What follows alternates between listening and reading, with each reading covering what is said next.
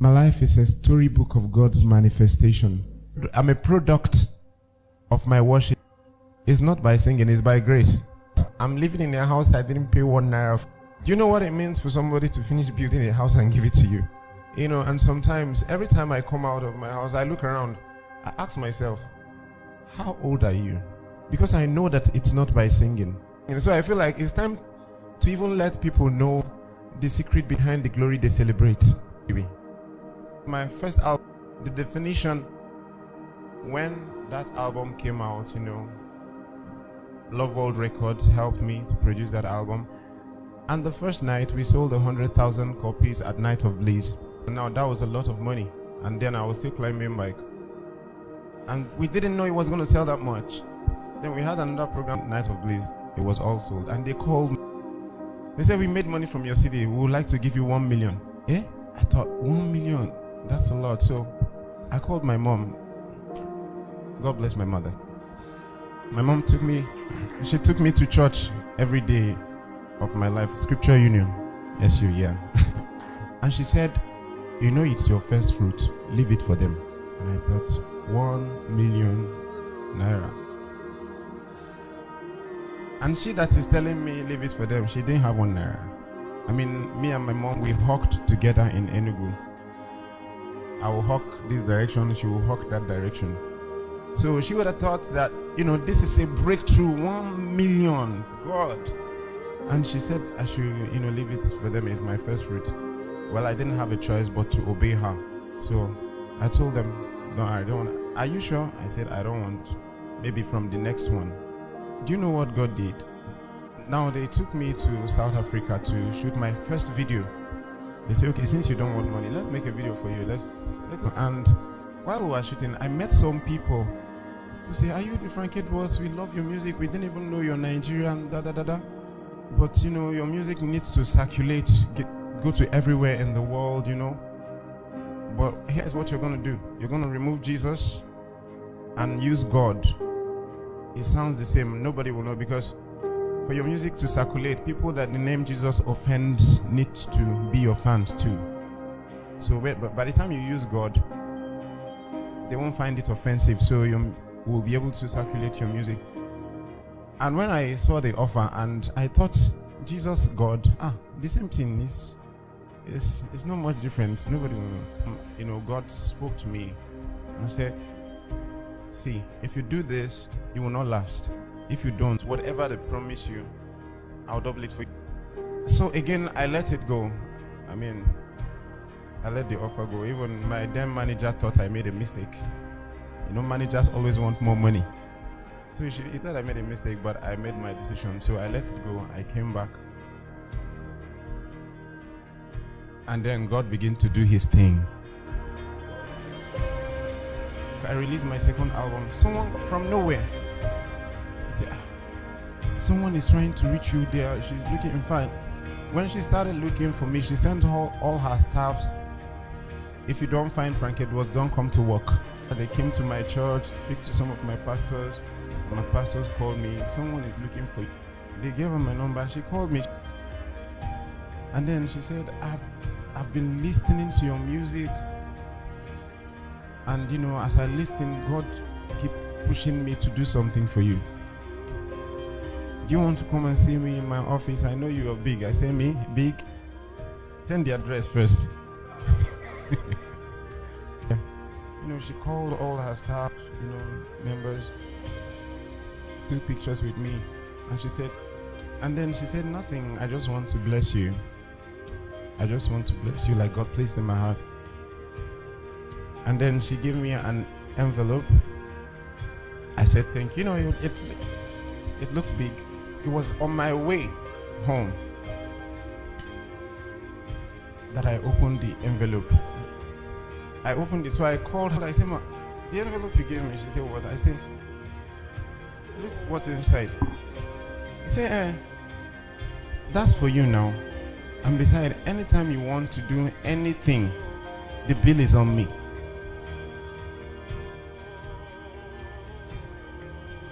Okay, then now I have $10,000. I didn't do anything for you. I didn't sing nothing. I said thank you. I went home. I removed my tithe and my seed. That's very important as well. The upper week, they say someone is looking for you. He gave the person my number. I've played your music, it blesses so much, and God places in my heart to bless you.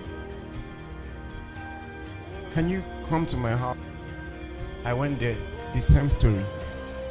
You know, God does not make empty promises, and He knows how to cause the chain reaction.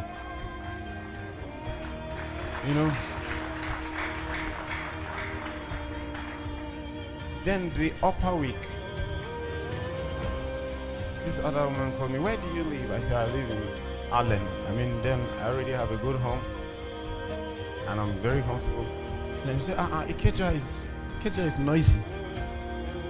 How do you create your music in that noisy environment?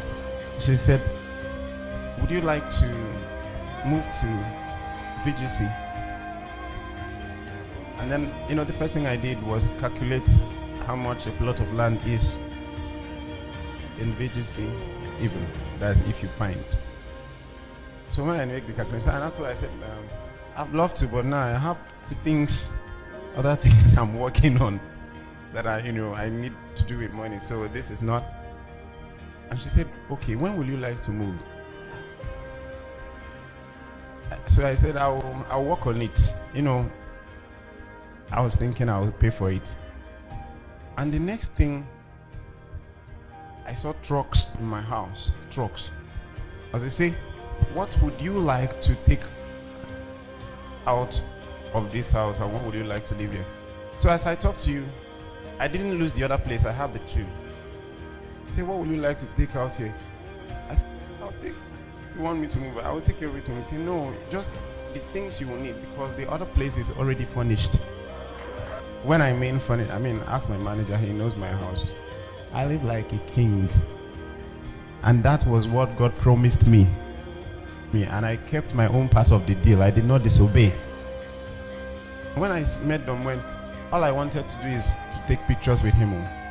You know, like you see a big superstar, I rush with my phone and say, good afternoon. I didn't even know whether to say afternoon or evening.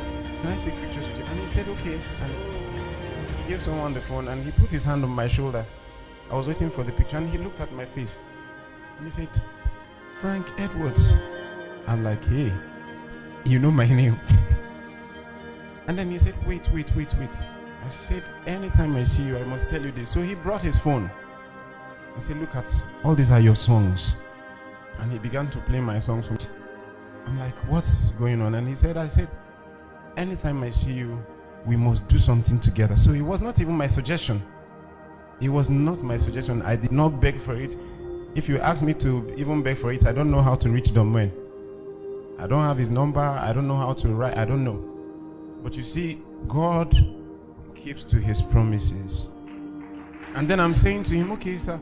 He said, we'll record together. I say, sir, if you invite me so that I can go to the embassy, I don't have a visa. And he said, I thought you have a studio. I say, yes. He said, I will come to your house. I thought it was a joke. The day he promised, he came. And he was with me from 8 a.m. to 9 p.m. He didn't rush. I just didn't understand what was going on. And then he said, okay, for this story to be complete, we'll have to record in my house too. We have to record in Nashville too. And I didn't have a visa. Now, because now I know people, like big people. So I called all the people and I said, I want to go to the embassy and I don't want to have difficulties. This governor spoke to this person spoke to this person. So they finally got someone to take me to Consular General's office at the American embassy. Yeah. So they took me in. I was sitting face to face with the consular. And I've been to that place before. They rejected me visa. And I'm asking myself, wait, Frank, you entered here, you didn't queue.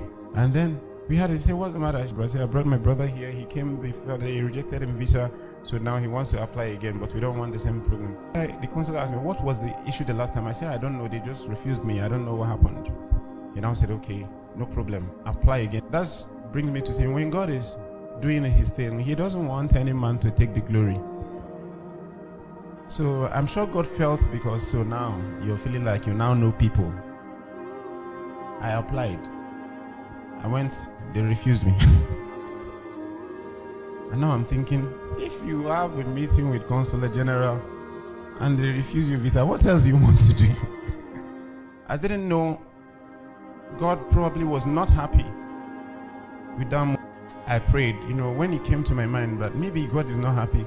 So I said, Lord, I'm sorry if I've gone the wrong way about this visa issue. I apologize. And then as I prayed that prayer and stood myself, I had a confirmation to go back again. This time I didn't tell anybody. I didn't tell nobody. I just paid for the visa application, applied again, just picked my passport, and I went there. All the embassy staffs from the entrance, hey, Frank Edwards, we love your music. Frank Edwards, we love your music. Even inside the interview hall, yes, someone still telling me, Frank Edwards, I said, this thing you're telling me, tell Oyibo now. I'm not the one. This Oyibo that will give you, tell him that you know me, So they say, go to counter 10. And my heart started beating again. I didn't know that God has gone ahead. And here I'm standing before this lady. At one glance, she just started smiling. I don't know why. So I came close. She said, how are you? I said, I'm fine. And she said, I love your music. That was the end. She said, you are amazing at the experience. And I left, then a few days later, I collected my visa. And that's how I got to the visa. I went to America and we are done with our album.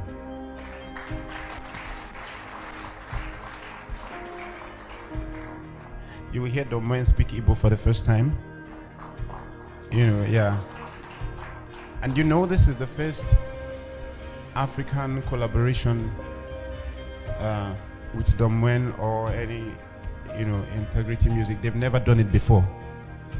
And, God even opened, while I was in America, God opened doors.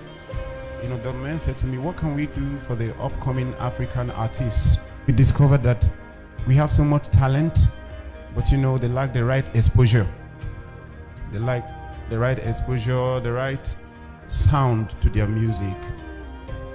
And then he thought, okay, he was the last president of Integrity Music.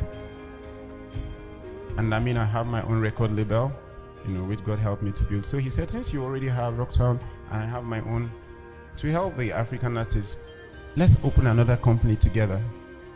I'll be the president, you be the vice president. And I thought that's cool, vice president. So now the story is from hawking in the street to being a vice president of the biggest record label in Africa. I don't know what you're believing God for. I don't know your background. I don't know what you've been through. But see, don't let your background put your back on the ground. It doesn't matter what you have done. It doesn't matter who gave birth to you. It doesn't matter they say in your family they don't marry. In your family this, in your family that. Tell them this is me. He who is in Christ is a new creation. All things has passed away. Everything has become new.